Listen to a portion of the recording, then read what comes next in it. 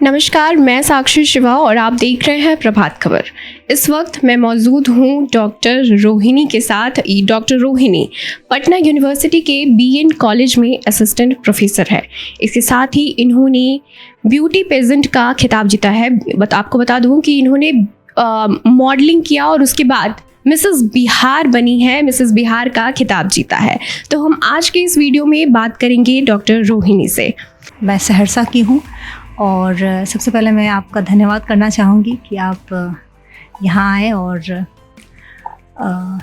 मैं ये कहना चाहूँगी कि ये जो जर्नी है बीइंग एन एकेडमिशियन, मैं इस ब्यूटी पेजेंट या मॉडलिंग में अपने आप को ट्राई किया है, एक एफ़र्ट दिया है और मुझे अच्छा लग रहा है कि मैंने सक्सेसफुली इसे मैं यहाँ तक हूँ, मैंने सक्सेसफुली इसे जीता है। 2023 का मिसेस बिहार का टाइटल।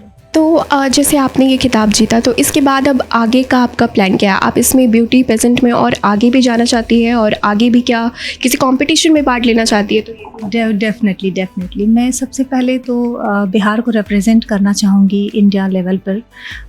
मिसेस इंडिया में अगर अपॉर्चुनिटी मिल रहा है तो मैं उसमें ज़रूर अपने बिहार को रिप्रेजेंट करूँगी। और दूसरी बात ये है कि मैं इस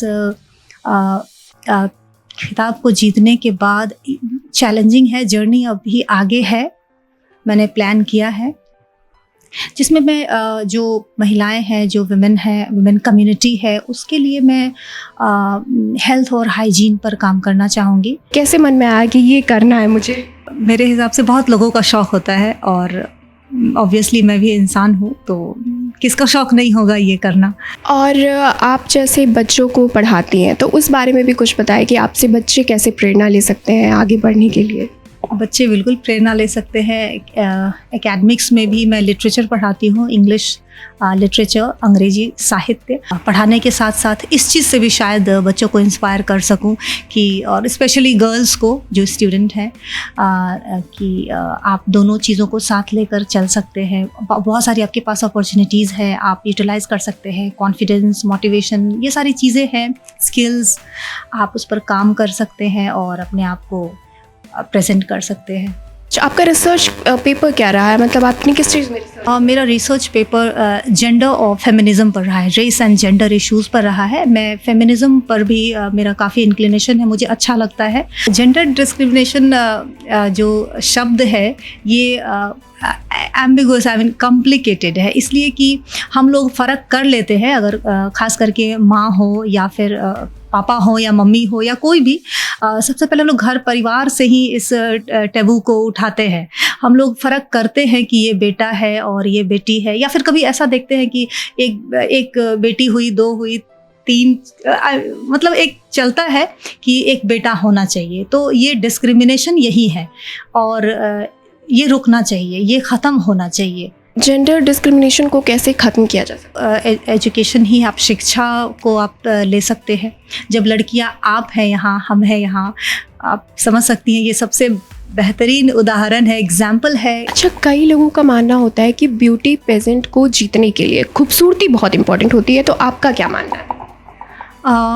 खूबसूरती कहते हैं कि देखने वाले के आँखों में होती है, लेकिन ब्यूटी पेजेंट की जो आप बात कह रही हैं, शायद इसमें फ़िज़िकल ब्यूटी उतना इम्पॉर्टेंट मेरे समझ से नहीं है, क्योंकि इसके लिए आपको कॉन्फिडेंट होना, सेल्फ मोटिवेटेड होना, स्मार्ट होना, सेंस ऑफ ह्यूमर होना, ये सारी चीज़ें ज़रूरी है। जैसे बहुत सारी लड़कियां हैं, वो चाहती है कि वो किसी ब्यूटी पेजेंट में हिस्सा ले, तो आप उनसे क्या कहना चाहेंगे? वो बिल्कुल लें, जो भी लड़कियां चाहती हैं वो बिल्कुल भी इसमें हिस्सा लें और आगे बढ़ें। और मैंने जैसा कहा कि कॉन्फिडेंस, सबसे पहला आपका कॉन्फिडेंस है जो बहुत ज़रूरी है। वो आपको किसी भी प्लेटफॉर्म पर खड़ा करता है, आगे बढ़ने को मोटिवेट करता है। आपका अपना विल पावर, वो सबसे ज़रूरी है। Where there is will there is a वे।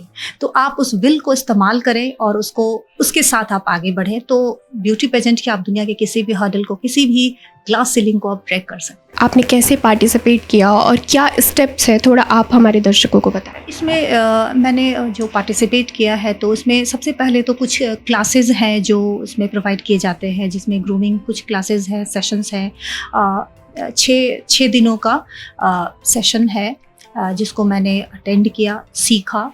और उसके बाद फिर कुछ राउंड्स होते हैं जिसमें आपको कुछ अलग अलग राउंड से 4 राउंड्स है जिससे आपको गुजरने होते हैं। और जो फाइनल राउंड है वो क्वेश्चन आंसर राउंड है।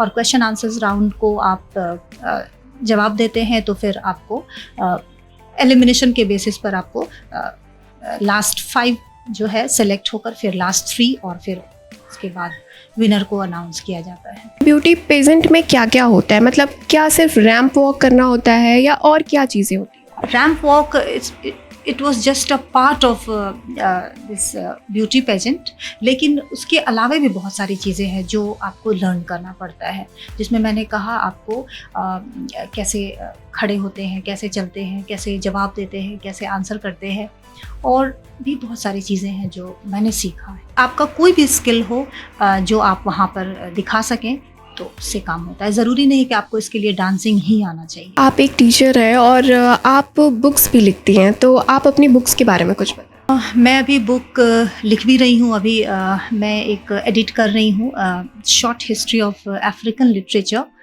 और मैंने जो बुक अभी पब्लिश किया है वो स्टूडेंट्स के लिए है, जिसमें कि कलेक्शन ऑफ एक एंथोलॉजी है, पोम्स की एंथोलॉजी है, इंग्लिश पोम्स की एंथोलॉजी है, जो बच्चों को कुछ सिंपल लैंग्वेज में मैंने उसको एक्सप्लेन किया है। क्या कोई जर्नल भी लिखा है? जैसा मैंने कहा फेमिनिज्म पर रहा है, फेमिनिस्ट इश्यूज़ पर रहा है। मैं गायत्री चक्रवर्ती स्पीवक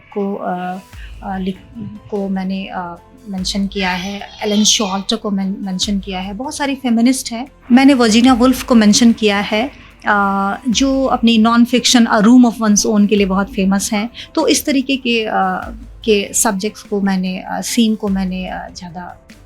अच्छा, आप अपने एजुकेशन के बारे में कुछ बताइए कि आपने कहाँ से पढ़ाई की है? मैंने VKSU, मैंने बिहार से ही पढ़ाई की है, VKSU से मेरी पढ़ाई हुई है। और मतलब ग्रेजुएशन में आपका इंग्लिश था?